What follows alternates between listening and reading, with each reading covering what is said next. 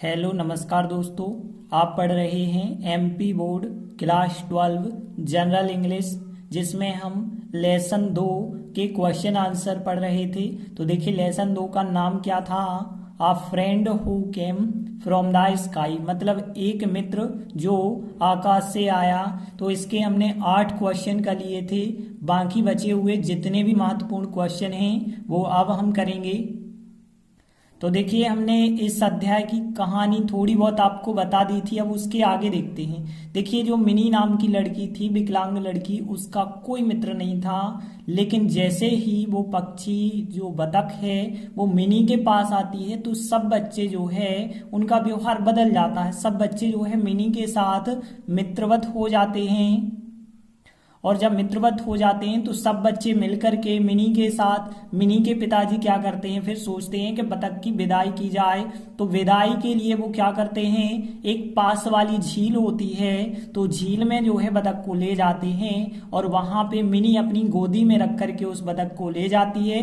तो वहां पे जाकर के सब बच्चे वहीं पे जाते हैं और वहां मिनी की गोदी से उस बतख को सावधानी पूर्वक उठाते हैं और उस झील में छोड़ देते हैं। जैसे ही झील में छोड़ते हैं तो वह जो बतख का बच्चा था वो क्या करने लगता है, तैरने लगता है और अपनी चोंच से पानी उछालने लगता है और फिर बच्चे उसे देखते रहते हैं। इस प्रकार से बतख की विदाई की जाती है।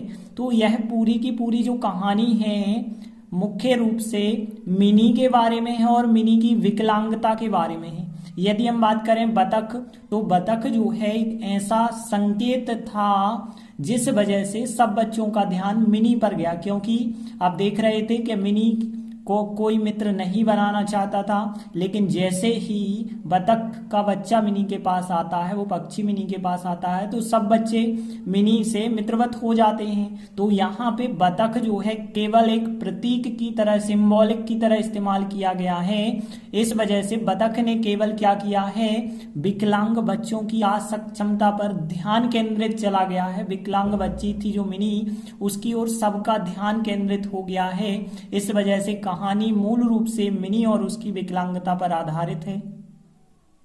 तो यहाँ पे हम देखते हैं अगला क्वेश्चन, जो 9वां क्वेश्चन है, what change did the word bring in the attitude of the neighbourhood children towards mini. तो देखिए क्वेश्चन का पहले आप मतलब पता कीजिए, क्या बदलाव, क्या चेंज हुआ। डिड द वर्ड मतलब उस चिड़िया ने क्या बदल दिया, क्या बदलाव ला दिया। ब्रिंग मतलब होता है लाना, तो चिड़िया ने क्या बदलाव ला दिया। इन द एटीट्यूड मतलब जो व्यवहार था ऑफ द नेबरहुड चिल्ड्रन, मतलब जो अड़ोस पड़ोस के बच्चे थे, टुवर्ड्स मिनी, मिनी के प्रति। तो मिनी के प्रति अड़ोस पड़ोस के जो बच्चे थे उनके व्यवहार में उस चिड़िया ने, उस पक्षी ने क्या बदलाव ला दिया। तो देखिए हमने बताया जैसे ही वो पक्षी आता है तो सब बच्चे जो है मिनी के साथ मित्रवत हो जाते हैं। तो देखिए आंसर में भी बिल्कुल यही बताया गया कि जो अड़ोस पड़ोस के बच्चे थे मिनी के साथ बहुत ही मित्रवत हो जाते हैं, मतलब घनी मित्रता हो जाती है उन सब की। तो देखिए एक ही लाइन है इसका आंसर। अब इस लाइन को ट्रांसलेट करने के लिए देखिए कुछ वर्ड, जैसे यहाँ पे हो गए मतलब हो जाना होता है विकम। तो यहाँ पे विकम वर्ड आप याद रखें। विकम का जो सेकंड फॉर्म होता है वो होता है बीकेम और थर्ड फॉर्म विकम का विकम होता है। और वेरी, वेरी मतलब बहुत ही, और फ्रेंडली मतलब मित्रवत। तो देखिए यह वाक्य आप देख पा रहे हैं, अड़ोस पड़ोस के बच्चे मिनी के साथ बहुत ही मित्रवत हो गए। पास्ट सिंपल है और past simple subject, second form और ऑब्जेक्ट से बनता है। तो यहाँ पे यदि हम देखें तो सब्जेक्ट क्या है, अड़ोस पड़ोस के बच्चे, ये हो जाएगा सब्जेक्ट। तो सबसे पहले आपको सब्जेक्ट लिखना होगा, फिर क्रिया का सेकंड फॉर्म, यहाँ पे हो गए, हो गए मतलब यहाँ पे बी केम आएगा। फिर वेरी फ्रेंडली मतलब बहुत ही मित्रवत हो गए, फिर विथ मतलब के साथ, और फिर मिनी के साथ। तो इस प्रकार से आंसर बिल्कुल सरल है अड़ोस पड़ोस के बच्चों के लिए। द नेबरहुड चिल्ड्रन हम लिखेंगे जो क्वेश्चन में दिया गया है, द नेबरहुड चिल्ड्रन बी केम मतलब हो गए वेरी फ्रेंडली विथ मिनी। तो देखिए हमारा क्या आंसर बना, the neighbourhood children we came very friendly with Mini. तो इस प्रकार से यह तो क्वेश्चन बहुत सरल था, सब लोगों से बन जाएगा। The neighbourhood children we came very friendly with Mini. देखते हैं अगला 10वां क्वेश्चन भी देखिए 2019 में आया है, इस वजह से आईएमपी क्वेश्चन हम कहेंगे। तो देखिए 10वां क्वेश्चन पहले हम समझते हैं। Do you think the story is about mini और द डक, व्हाई? तो यहाँ पे देखिए जब भी डू यू थिंक लिखा आता है तो इसका मतलब होता है आपके अनुसार। तो आपके अनुसार कहानी अबाउट मतलब के बारे में है और हु मतलब कौन या किसके बारे में है। तो देखिए आपके अनुसार कहानी किसके बारे में है, मिनी के बारे में है या फिर बतख के बारे में है और क्यों है? तो देखिए हमने आपको बताया था कि कहानी जो है मूल रूप से मिनी और उसकी विकलांगता पर आधारित है। यदि बात करें जो बतख है, एक संकेत एक प्रतीक की तरह प्रयोग किया गया है ताकि सभी विकलांग की ओर सब बच्चों का ध्यान चला जाए।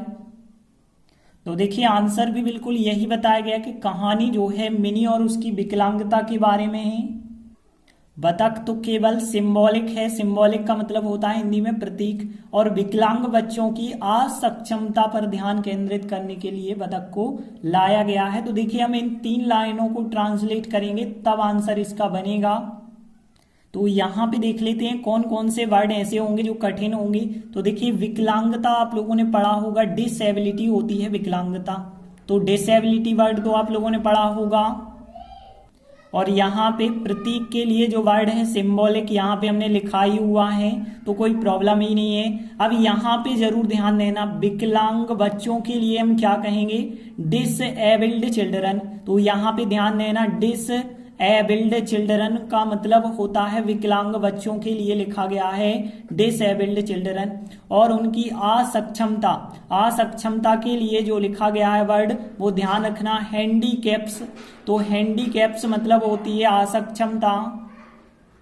और यहाँ पे ध्यान, ध्यान के लिए पता होगा सब लोगों को, अटेंशन कहते हैं। अटेंशन मतलब ध्यान और फोकस मतलब केंद्रित करने की बात होती है, तो फोकस कहलाता है। अब किसी भी चीज के लिए लाना, तो यहाँ पे एक वर्ड याद रख लें आप, वैसे लाना तो ब्रिंग होता है लेकिन ब्रिंग के साथ इनटू यदि जोड़ दिया जाए तो किसी भी चीज के लिए लाना होता है ब्रिंग इनटू। तो यहाँ पे देखिए अब तो सब वर्ड आपको पता हो गए। तो देखिए पहली लाइन है कहानी मिनी और उसकी विकलांगता के बारे में है। तो देखिए मिनी को तो मिनी कहेंगे एंड, और फिर हर मतलब होगा उसकी, और डिसेबिलिटी मतलब विकलांगता। तो मिनी एंड हर डिसेबिलिटी, और कहानी मतलब द स्टोरी, तो द स्टोरी हो जाएगा, और मिनी एंड हर डिसेबिलिटी हो जाएगा, और अबाउट मतलब के बारे में है। तो देखिए यहाँ पे यदि वाक्य की बात करें तो एक प्रेजेंट का वाक्य है, सामान्य सा प्रेजेंट है जो कि सब्जेक्ट इज एमआर के बाद जो है ऑब्जेक्ट के द्वारा बन जाएगा। तो देखिए सब्जेक्ट तो यहाँ कहानी है, कहानी के हिसाब से तो सहायक क्रिया इज लगेगी। यहाँ भी देख सकते हैं द स्टोरी इज, तो यहाँ भी हमने लिखा द स्टोरी इज अबाउट, ये लिखा है अबाउट। फिर मिनी एंड हर डिसेबिलिटी, तो the story is about Mini and her disability हो जाएगा। और फिर बतख को कहते हैं डक, तो द डक, तो के लिए हम कोई वर्ड नहीं लिखते हैं, ध्यान रखना। तो द डक, और फिर सहायक क्रिया, जे भी वाक्य बिल्कुल प्रेजेंट का है, नॉर्मल प्रेजेंट का है, तो द डक फिर सहायक क्रिया होगी इज ओनली सिंबॉलिक हो जाएगा। तो पहले नंबर पे द डक लिखना होगा, the duck is only symbolic. तो देखिए 2 लाइनें ट्रांसलेट हो गई, the story is about Mini and her disability, the duck is only symbolic. देखिए अगला वाक्य है और विकलांग बच्चों की असक्षमता पर ध्यान केंद्रित करने के लिए लाया गया है। देखिए यहाँ पे हम बतख शब्द दोबारा इस्तेमाल नहीं कर रहे, बतख को लाया गया है। यदि इस वाक्य को देखें तो प्रेजेंट परफेक्ट का है लेकिन वाक्य है पैसिव वॉइस, तो यहाँ पैसिव वॉइस है तो हैज हैव के बाद आपको ध्यान रखना, हैज हैव के बाद जो थर्ड फॉर्म लगा रहे थे अब आपको बीन थर्ड फॉर्म लगाना पड़ेगा। तो हैज हैव तो सहायक क्रिया होगी लेकिन बीन थर्ड फॉर्म आपको लिखना होगा। तो देखिए बतख की बात हो रही है तो बतख के हिसाब से हैज बीन आएगा, इसके बाद थर्ड फॉर्म आएगा। तो देखिए एंड लिखा हमने, एंड। अब देखिए सब्जेक्ट तो दोबारा नहीं लिख रहे लेकिन सहायक क्रिया यहाँ पे लग जाएगी हैज बीन, तो एंड हैज बीन।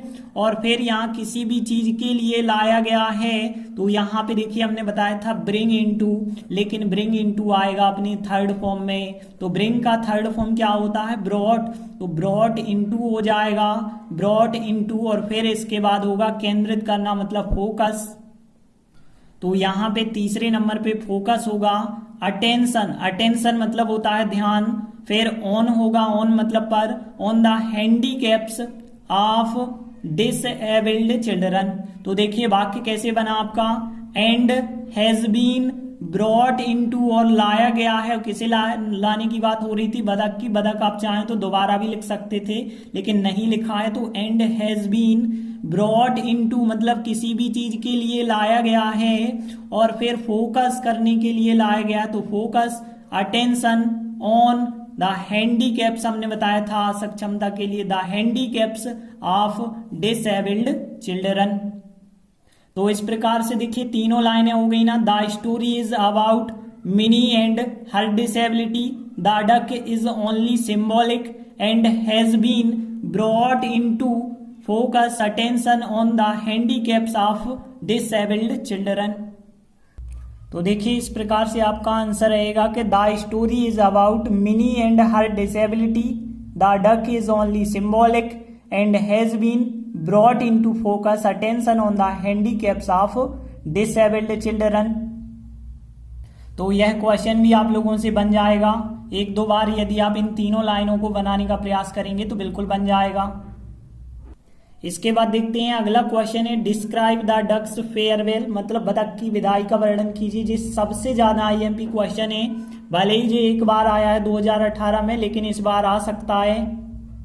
तो देखिए क्वेश्चन क्या है, डिस्क्राइब वर्णन कीजिए, द डक मतलब बतख, और अपोस्ट्राफी मतलब की, और फेयरवेल मतलब विदाई। तो बतख की कैसे विदाई हुई है उसका वर्णन करना है।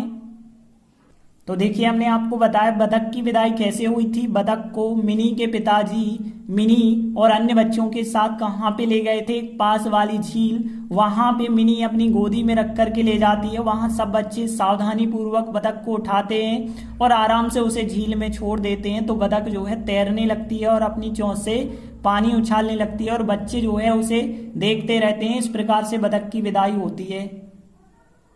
तो देखिए आंसर में भी बिल्कुल यही बताया गया कि बतख को पास वाली झील मिनी के पिताजी के द्वारा मिनी तथा अन्य बच्चों के साथ ले जाया जाता है, और फिर वहां बच्चों ने क्या किया, मिनी की गोदी से सावधानी पूर्वक बतख को उठाया और आराम से झील में उसे छोड़ दिया। उसने मतलब उस बतख ने जो है अपनी चोंच से पानी उछालना एवं तैरना शुरू कर दिया और बच्चे लंबे समय तक उसे देखते रहे। तो इस प्रकार से बतख की विदाई की गई थी।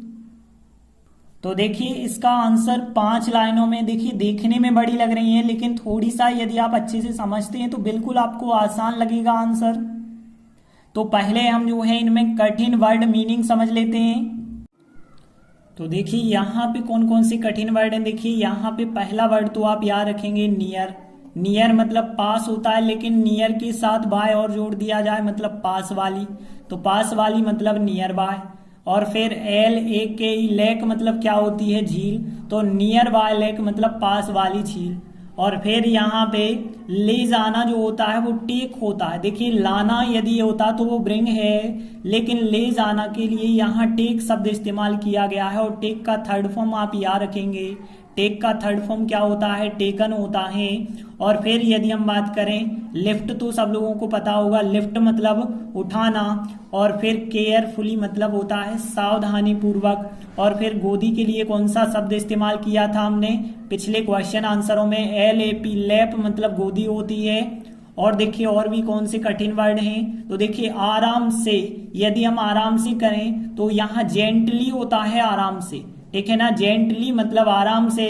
और लेक मतलब झील, ये तो पता ही आपको। छोड़ देना मतलब रिलीज कर देना, तो यहाँ पे रिलीज वर्ड आप याद रखेंगे। रिलीज करना मतलब छोड़ देना। और यहाँ पे यदि हम बात करें तैरना मतलब होता है स्विमिंग, तैरना।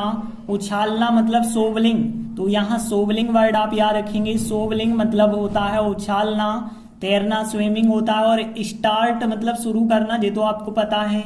और यहाँ चोंच के लिए शब्द जो है पिछले में भी हमने देखा था, बीक होती है चोंच। तो देखिए इतने वर्ड आपको यहाँ प्रयोग करने होंगे। तो यहाँ पे देखिए पहली लाइन, तो यहाँ पे द डक होगा, बतख की बात हो गई। तो द डक पास वाली झील, नियर बाय लेक मतलब पास वाली झील हो जाएगा। मिनी के पिताजी, तो Mini apostrophe S father, Mini's father हम कहेंगे। बाय मतलब के द्वारा। Mini and Mini and other children की बात हो रही है और विथ मतलब के साथ, और ले जाना जो होता है टेक क्रिया होती है। तो यहाँ पे देखिए पहली लाइन क्या है, बतख को ले जाया गया, मतलब यहाँ पे पास्ट सिंपल है लेकिन वो भी पैसिव वॉइस में, क्योंकि बतख थोड़ी यहाँ पे खुद गई है, बतख को ले जाया गया तो पैसिव वॉइस, और पैसिव वॉइस में क्या होता है यहाँ पे जो क्रिया होती है पास्ट सिंपल की सेकंड फॉर्म अब वो नहीं लिखी जाती है, उसकी जगह वाज वेयर थर्ड फॉर्म लिखा जाता है। तो आप याद रखेंगे कि वाज वेयर थर्ड फॉर्म, तो यहाँ पे हमें द डक लिखना होगा और इसके बाद सहायक क्रिया लगानी होगी यहाँ पे वाज, और वाज लगा के हमें थर्ड फॉर्म लगाना होगा। तो देखिए सबसे पहले आप लिखेंगे द डक वाज और फिर थर्ड फॉर्म टेकन, तो द डक वाज टेकन, बतख को ले जाया गया, विथ मतलब के साथ, मिनी एंड अदर चिल्ड्रन के साथ, और बाय मिनीज फादर, मिनी के पिताजी के द्वारा। अब देखिए कहाँ पे ले जाया गया है, पास वाली झील, तो कहीं भी जब हम जाते हैं तो उसके पहले टू लगा के चलते हैं, तो टू लगाएंगे, फिर क्या लिखेंगे नियर बाय लेक मतलब पास वाली झील। तो देखिए वाक्य कैसे बना, the duck was taken with mini and other children by minis father to, और फिर नियर बाय लेक। देखिए दूसरी लाइन अब वहां मतलब देयर और फिर द चिल्ड्रन मतलब बच्चों ने, तो देयर द चिल्ड्रन, और फिर मिनी की गोदी के लिए क्या कहेंगे, mini apostrophe S lap, mini की गोदी से, फ्रॉम मतलब यहाँ पे से, और केयरफुली सावधानी पूर्वक, द डक मतलब बतख को, और लिफ्ट करना मतलब होता है उठाना। तो यहाँ पे देखें पास्ट सिंपल है, यहाँ एक्टिव वॉइस है, बच्चों ने उठाया मतलब सब्जेक्ट जो है बच्चे ही होंगे, तो इस वजह से यहाँ पे सीधा सेकंड फॉर्म आएगा। तो देयर वहां पर, द चिल्ड्रन बच्चों ने, लिफ्टेड मतलब उठाया, और फिर किसे, बतख को उठाया है, तो द डक लिखा केयरफुली सावधानी पूर्वक, फ्रॉम मिनीज लैप, तो देयर वहां द चिल्ड्रन बच्चों ने, लिफ्टेड उठाया, द डक बतख को, केयरफुली सावधानी पूर्वक, फ्रॉम मिनीज लैप मतलब मिनी की गोदी से, एंड जेंटली और आराम से, एंड जेंटली और आराम से। अब यहाँ पे भी देखिए पास्ट सिंपल है, सेकंड फॉर्म रिलीज का, रिलीज्ड एंड जेंटली, रिलीज्ड और आराम से छोड़ दिया, हिम उसे छोड़ दिया, और कहाँ पे झील में। अब देखिए झील के अंदर छोड़ रहे हैं, तो जब बाहर से अंदर प्रवेश करते हैं तो इनटू आता है, तो इनटू द लेक हो जाएगा मतलब झील में, तो एंड जेंटली और आराम से, रिलीज्ड कर दिया हिम उसे, इनटू द लेक मतलब झील में। फिर देखिए अगला वाक्य भी पास्ट सिंपल का है, उसने मतलब बतख की बात कर रहे हैं, तो इसे ही कैटेगरी में यदि हम लिखें तो ही उसने, स्टार्टेड मतलब शुरू कर दिया, स्विमिंग मतलब तैरना शुरू कर दिया, एंड सोवलिंग मतलब उछालना शुरू कर दिया। क्या उछालना शुरू कर दिया, वाटर मतलब पानी। अब किसी चीज की सहायता से मतलब विथ मतलब से, विथ मतलब किसी चीज की सहायता से, और किस चीज की, अपनी चोंच मतलब हिज बीक। देखिए हमने बीक वर्ड बताया था चोंच के लिए, तो इस लाइन का ट्रांसलेट क्या हुआ, ही उसने started swimming and swallowing water with his beak. और फिर देखिए अगली लाइन क्या है, बच्चे लंबे समय तक, तो यहाँ बच्चे मतलब चिल्ड्रन, लंबे समय को क्या कहते हैं, लंबे समय तक, फॉर अ लॉन्ग टाइम, ठीक है ना। तो for a long time, long time होता है लंबे समय की बात, और फॉर मतलब होता है तक, तो फॉर अ लॉन्ग टाइम, और उसे मतलब उस बतख को तो हिम कहेंगे, और देखते रहे तो देखना हमने देखिए वॉच बताया था, तो यहाँ भी वॉच शब्द ही इस्तेमाल हम करेंगे, तो यहाँ वॉच शब्द आप लिखेंगे। तो देखिए इस लाइन का ट्रांसलेट फिर कैसे बना होगा कि यहाँ पे द चिल्ड्रन मतलब जो बच्चे थे, वॉच्ड मतलब देखते रहे, हिम मतलब उसे देखते रहे, फॉर अ लॉन्ग टाइम मतलब एक लंबे समय तक देखते रहे। देखते हैं अब पांचों लाइनें एक साथ देख लेते हैं। The duck was taken with mini and other children by minis father और to the nearby lake, there the children lifted the duck carefully from minis lap and gently और आराम से रिलीज छोड़ दिया हिम उसे, into lake झील में छोड़ दिया, और ही उसने स्टार्टेड शुरू कर दिया, स्विमिंग तैरना, एंड सोवलिंग वाटर पानी उछालना, विथ हिज बीक अपनी चोंच से, द चिल्ड्रन बच्चे, वॉच्ड हिम उसे देखते रहे, फॉर अ लॉन्ग टाइम मतलब एक लंबे समय तक। तो देखिए इस प्रकार से आपका आंसर बनेगा, the duck was taken with mini and other children by minis father to the nearby lake. There the children lifted the duck carefully from minis lap and gently released him into lake. He started swimming and shoveling water with his beak, और the children watched him for a long time. तो इस प्रकार से हमने इस महत्वपूर्ण प्रश्न को समझा। तो अध्याय 2 के क्वेश्चन जो महत्वपूर्ण थे वो कंप्लीट होते हैं। केवल आपको 11 ही क्वेश्चन करने की आवश्यकता है, इससे आगे आपको नहीं करना है। इन्हीं के अंतर्गत जो है आपको वार्षिक परीक्षा में पूछा जाएगा। तो अब हम आगे के वीडियो में आगे का अध्याय शुरू करेंगे। तब तक के लिए धन्यवाद।